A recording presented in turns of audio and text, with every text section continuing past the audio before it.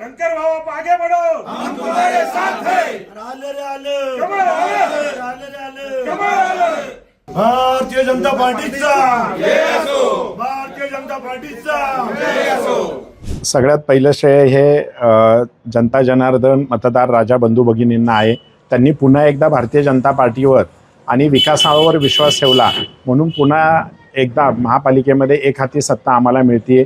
त्याचबरोबर भारतीय जनता पार्टीने केलेला विकास या विकासाला श्रेय जातं आणि भारतीय जनता पार्टीचे एकनिष्ठ कार्यकर्ते जे आमचे पेज प्रमुखापर्यंतचे जे कार्यकर्ते आहेत त्या कार्यकर्त्यांना हा विजय समर्पित आरोप झाले, खरं तर घोषणाही मोठ्या झाल्या अजित पवारांकडनं। जनतेने दाखवून दिलेलं आहे की आरोप आणि घोषणा करून कधी विजय मिळवता येत नाही।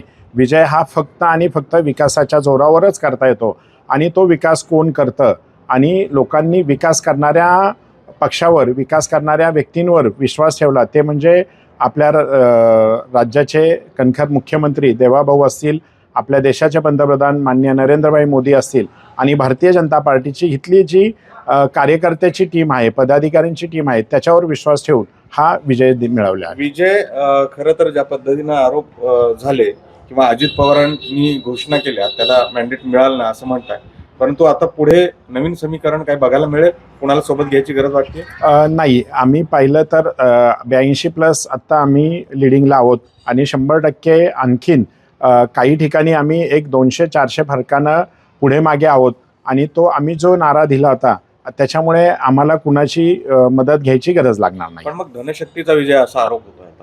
नाही, धनशक्तीचा नाही, हा जनशक्तीचा आहे। हा जनता जनार्दन मायबापने आम्हाला दिलेला हा निकाल आहे आणि हा नक्कीच आपण पाहिलं असेल धनशक्ती कुणी वापरली, किती वापरली हे पूर्ण पिंपरी चिंचवडला ज्ञात आहे आणि कुणाकुणाचे पैसे सापडले हे सगळ्या जनतेला माहिती आहे।